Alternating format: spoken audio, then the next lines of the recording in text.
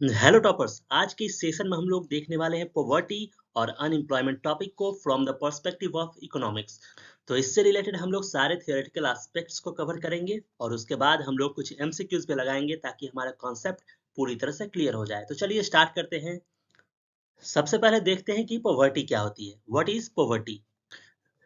Poverty is a social phenomenon in which section of the society is unable to fulfill even its basic necessities of life। मतलब poverty एक ऐसी situation है जहां पे एक section of the society, समाज का एक तबका अपनी बेसिक नीड्स को भी पूरा नहीं कर पाता है। वो सिचुएशन पॉवर्टी कहलाता है। We can define poverty from three aspects. One is in economic aspects, another one is in social aspects and another one is in political aspects. तो इकोनॉमिक एस्पेक्ट्स में अगर हम लोग पॉवर्टी की बात करें तो इसमें वैसे लोग आते हैं, वैसे पर्सन आते हैं who doesn't fulfil even their minimum needs, जो आर्थिक रूप से अपने मिनिमम नीड्स को पूरा नहीं कर पाते हैं। वैसे पीपल को हम लोग इकोनॉमिक एस्पेक्ट से पुअर और पॉवर्टी का शिकार मानेंगे। और अगर बात करें हम लोग सोशल एस्पेक्ट्स की, तो ऐसे केस में a section of the society is not socially aware, means social awareness काफी कम होता है। उस केस में इस सेक्शन ऑफ द सोसाइटी का एम्पावरमेंट कम होता है। तो पॉलिटिकल एस्पेक्ट्स में पॉवर्टी को देखें तो एक ऐसे पॉवर्टी को दर्शाता है जहां एक सेक्शन ऑफ सोसाइटी का पॉलिटिक्स में पार्टिसिपेशन पूरी तरह से पैसिव हो, मतलब वो केवल as a vote bank use किए जा रहे हैं। So that are the three aspects of poverty. One aspect is from economic aspects, one is social aspect and another one is political aspect. Now let us see the various factors responsible for poverty. तो सबसे पहले factor पे हम लोग नजर डालते हैं। पहला फैक्टर है poor fiscal capacity of the government, जिसमें कि टैक्स की चोरी एक इंपॉर्टेंट की फैक्टर है। ये जो गवर्नमेंट की फिस्कल कैपेसिटी अगर पुअर होती है तो उसकी वजह से क्या होगा कि गवर्नमेंट कम खर्च कर पाएगी पब्लिक हेल्थ केयर पे, पब्लिक के हाउसिंग पे, एजुकेशन पे, सैनिटेशन पे, ये सब चीज़ों पे। तो जो इंपॉर्टेंट चीज़ें हैं उन सब पे गवर्नमेंट की एक्सपेंडिचर कम हो जाएगी। तो उन इंपॉर्टेंट चीज़ों पे अगर खर्च कम होती है तो वो इन रिटर्न मार्केट में इलिटरेसी वाली सीन क्रिएट करेगी। तो इलिटरेसी होने से क्या हो जाएगा? तो इलिटरेसी होने से क्या होगा कि लेटर ऑन अनएम्प्लॉयमेंट की सिचुएशन क्रिएट हो जाएगी। तो इस पुअर फिस्कल कैपेसिटी की वजह से एक्सपेंडिचर कम करना होता है गवर्नमेंट को, उसकी वजह से इलिटरेसी देखी जाती है और इन रिटर्न बाद में वो अनएम्प्लॉयमेंट का रूप ले लेती है। तो उसके बाद चलिए अगला फैक्टर देखते हैं हम लोग, लैक ऑफ फैमिली प्लानिंग। तो ये फैमिली प्लानिंग भी काफी जरूरी है पॉवर्टी से बचने के लिए, क्योंकि अगर फैमिली प्लानिंग की कमी होगी, if there will be a lack of family planning, then in that case the birth rate can be high. If the birth rate is high, we can say there will be lack of resources.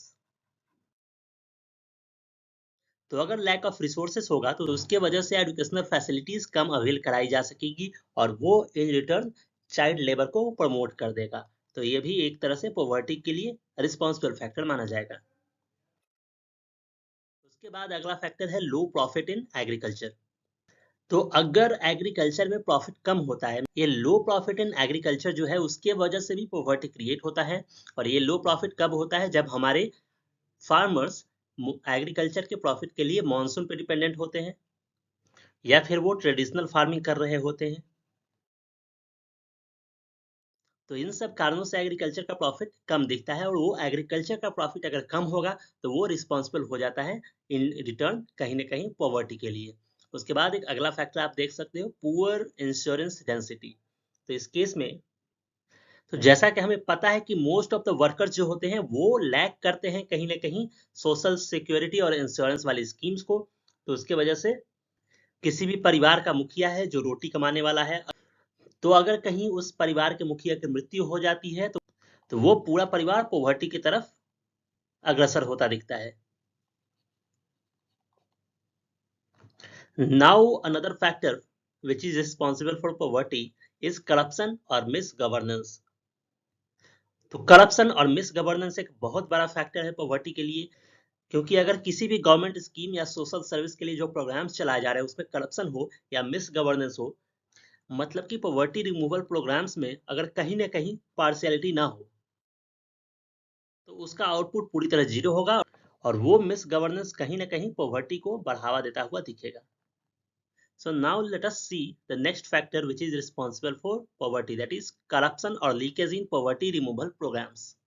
So this is the same factor. Now the next factor is gender inequality. So this factor, gender inequality, is also responsible for creating poverty in the society. How it is responsible? You can see, अगर work sites पे female labour work force का participation अगर कम हो जाता है तो उससे क्या होता है, फीमेल एनर्जी और फीमेल टैलेंट कन्फाइंड दिखता है. तो उसके वजह से इन टर्न किसी भी फैमिली की इनकम कम होती है और वो कहीं ना कहीं पॉवर्टी में कंट्रीब्यूट करता हुआ फैक्टर दिखता है. एक और फैक्टर आप यहाँ पे देखो, lack of financial planning. Financial planning नहीं कर पाना भी सोसाइटी के एक हिस्से को पॉवर्टी की तरफ धकेलता है.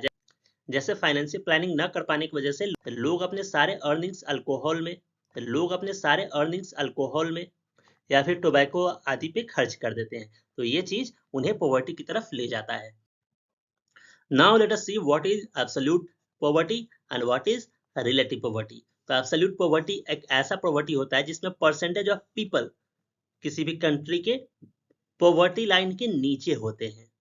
Means it refers to percentage of people of a country which is living below the poverty line. तो ऐसे number जो एक परसेंटेज होता है, एक एब्सोल्यूट वैल्यू होता है, वो पॉवर्टी कहलाती है एब्सोल्यूट पॉवर्टी. लेकिन अगर हम लोग बात करें रिलेटिव पॉवर्टी की तो this relative poverty is a measure of income inequality. Income inequality के मेजर को हम लोग रिलेटिव पॉवर्टी बोलते हैं. A figure expressing per capita consumer expenditure is determined by aggregating the included quantities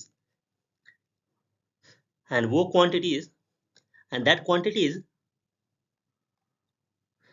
and that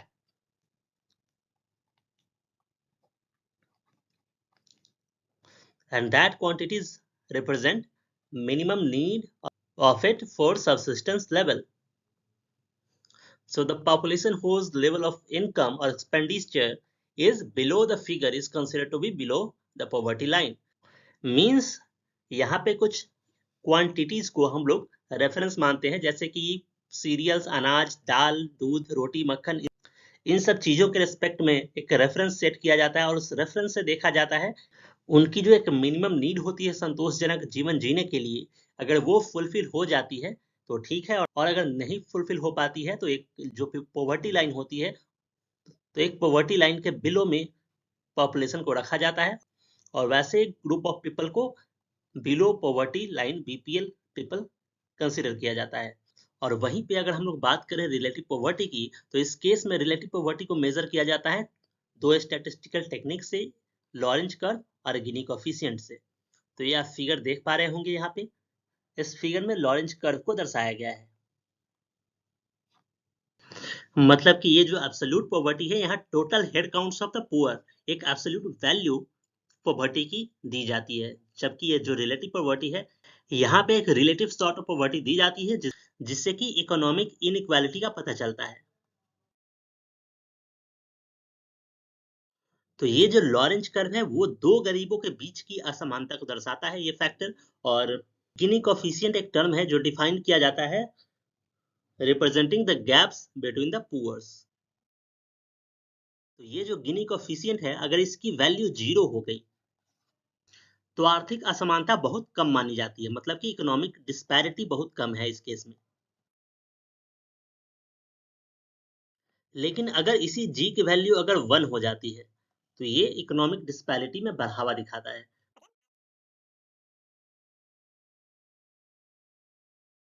मतलब अगर गिनी कोएफिशिएंट का value 1 है तो ये इकोनॉमिक डिस्पैरिटी, आर्थिक असमानता में बढ़ावा दिखाता है. यहाँ पे एक फैक्ट आप ये नोट कर सकते हो कि जो पॉवर्टी लाइन का कॉन्सेप्ट है वो सबसे पहले लकड़ावाला कमेटी ने दिया था 1997 में. तो अभी तक तो आपको ये पता चलने लग गया होगा कि पॉवर्टी के काफी एडवर्स इफेक्ट्स होते हैं हमारे इकोनॉमी पे.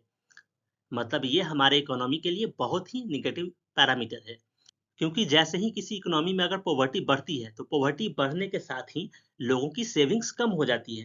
तो सेविंग्स कम होना ये डायरेक्टली इंप्लाई करता है कि वहाँ के लोगों की इन्वेस्टमेंट कम हो गई। इन्वेस्टमेंट कम होने से क्या हो जाएगा? अल्टीमेटली वहाँ की इकोनॉमिक डेवलपमेंट आपको कम दिखेगी। तो ये काफ़ी बुरी चीज़ है। और आप दूसरे टर्म्स में देखो, अगर पॉवर्टी बढ़ी तो पॉवर्टी बढ़ने से क्या होगा? लोगों के एजुकेशन, हाउसिंग, हेल्थ, सैनिटेशन इन सब नीड्स पे खर्च कम होगी। तो इन सब चीज़ों से क्या होगा कि एचआरडी में आपको काफ़ी कमी दिखेगी और उस वजह से आप अल्टीमेटली बोल सकते हो इकोनॉमी कम डेवलप करेगी। और एक और पैरामीटर आप देख सकते हो कि जैसे ही इकोनॉमी में पॉवर्टी बढ़ती है तो उस केस में क्या होता है, गवर्नमेंट का सोशल एक्सपेंडिचर और इंफ्रास्ट्रक्चर पे एक्सपेंडिचर काफ़ी कम हो जाता है। तो उससे क्या होगा? गवर्नमेंट का खर्च कम होने से अल्टीमेटली इकोनॉमिक डेवलपमेंट काफ़ी कम होता दिखेगा।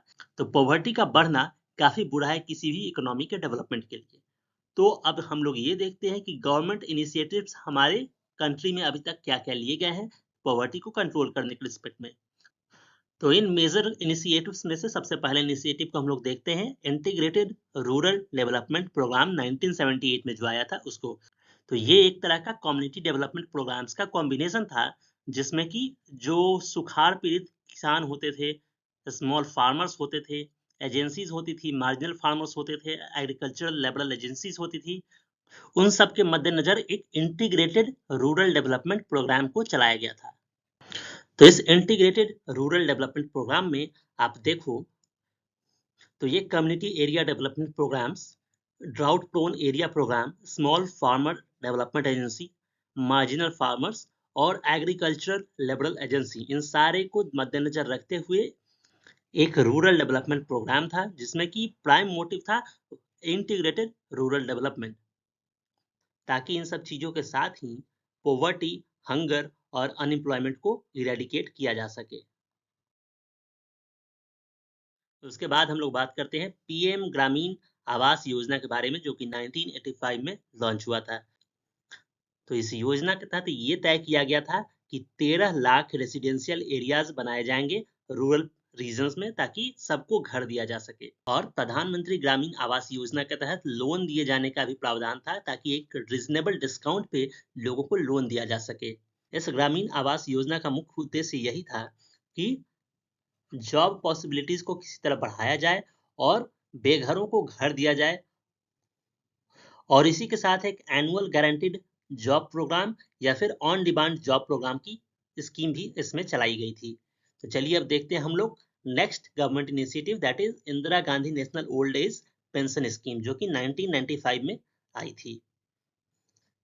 इसमें इंडियन सीनियर सिटीजन जो कि 65 साल से ऊपर के थे, उन्हें minimum of 200 rupees per month दिए जाने का प्रावधान था, और जो 80 साल से ऊपर थे उन्हें 500 रुपए पर मंथ पेंशन दिए जाने का प्रावधान था। तो चलिए अब हम लोग देखते हैं नेक्स्ट योजना, अन्नपूर्णा योजना।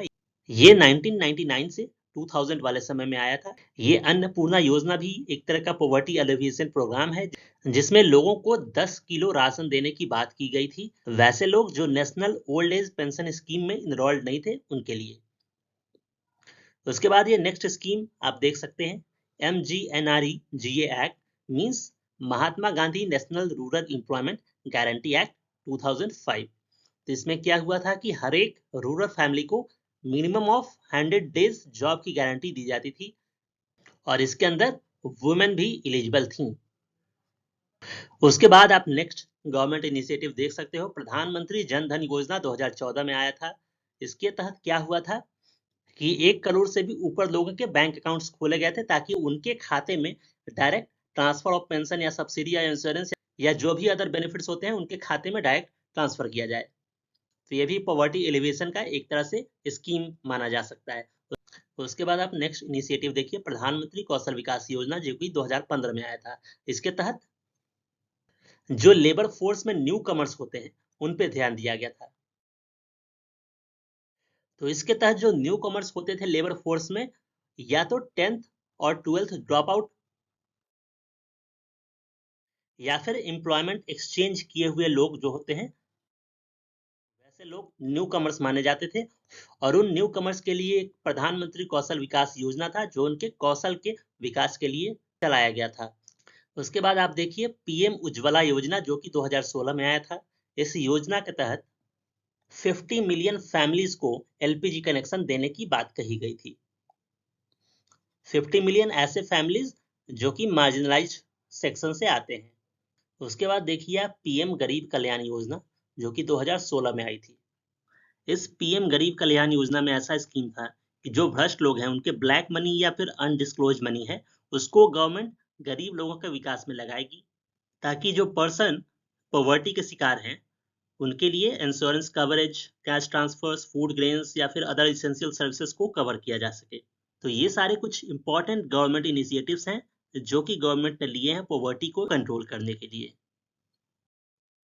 Now let us see one MCQ that is asking, relative poverty refers to a situation where a person falls behind others, a person is unable to obtain the necessaries for life, a person is below poverty line, and a person is poorer than another in the developed world. तो ये जो below poverty line का केस है ये तो आपको पता है कि एब्सोल्यूट पॉवर्टी में आता है।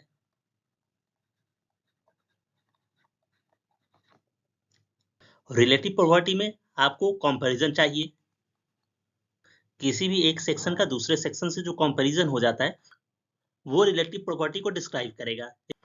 अ person who is unable to obtain the necessaries for life, ये सिंपल पॉवर्टी का केस है, इसमें इसमें रिलेटिव पॉवर्टी का कॉन्सेप्ट नहीं आ रहा है। अब बचा आपके सामने ऑप्शन ए या फिर ऑप्शन डी। इन दोनों ऑप्शंस में से आपको चुनना है, तो सही ऑप्शन होगा option A. Relative poverty refers to a situation where a person falls behind others.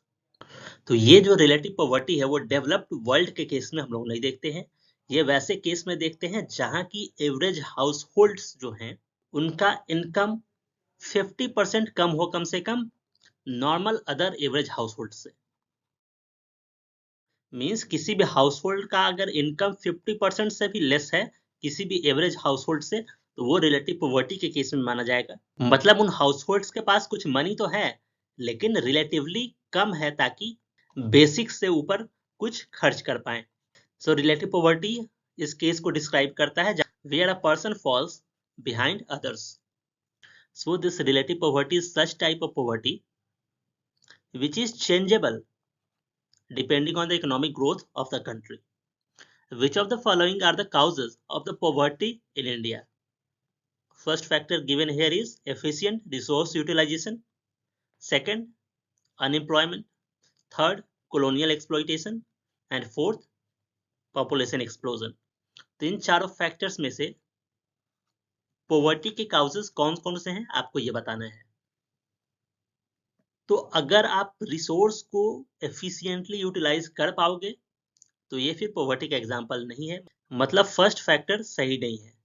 तो इस केस में ऑप्शन बी सही हो जाएगा। तो इस केस में ऑप्शन बी सही हो जाएगा। Means 2, 3 and 4 are the correct options. They are the causes for poverty. Means unemployment, colonial exploitation और पॉपुलेशन एक्सप्लोजन, ये तीनों पॉवर्टी का कारण है। और अगर किसी भी इकोनॉमी में रिसोर्सेज का इफेक्टिव यूटिलाइजेशन हो रहा है तो ये तो पॉवर्टी को एलिमिनेट करेगा।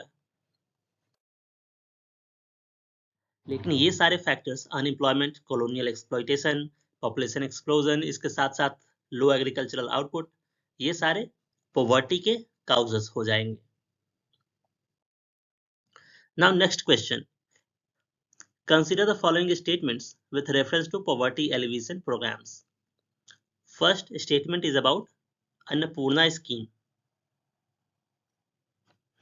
This scheme was started by the government in 1990 to 2000 to provide food to people identified as BPL families. And the second statement is about PM Kausal Vikas Yojana. So it says that it will focus on fresh entrant to the labor market, especially students who have passed class 12 to 2000 to provide food to people identified as BPL families. And the second statement is about PM Kausal Vikas Yojana. So it says that it will focus on fresh entrant to the labor market, especially students who have passed class 12. So यहाँ पे आपको identify करना है कि इन दोनों options में से correct option कौन सा है। So the answer here will be neither one nor two. Means यहाँ पे दोनों स्टेटमेंट्स सही नहीं है। सेकेंड स्टेटमेंट तो आपको पता है क्यों सही नहीं है, क्योंकि पीएम कौशल विकास योजना में fresh entrants to the labour market पे फोकस तो है, लेकिन वैसे स्टूडेंट्स पे फोकस है जो कि 10th या फिर 12th ड्रॉप आउट्स हैं। ये पास्ट वाले कमेंट से ये स्टेटमेंट रॉन्ग हो जा रहा है। और फर्स्ट वाला जो स्टेटमेंट है, वो अन्नपूर्णा स्कीम जो है वो फूड प्रोवाइड करने के लिए तो है, लेकिन ऐसे पीपल को जो बीपीएल फैमिलीज में आते हैं उनको नहीं, वैसे पीपल को जो ओल्ड एज में है और वो national old age pension scheme में इनरोल्ड नहीं है, तो और उनके देखभाल के लिए कोई नहीं है, तो वैसे पीपल को फूड प्रोवाइड करने के लिए ये अन्नपूर्णा स्कीम थी। तो इस वजह से फर्स्ट और सेकंड दोनों स्टेटमेंट गलत है।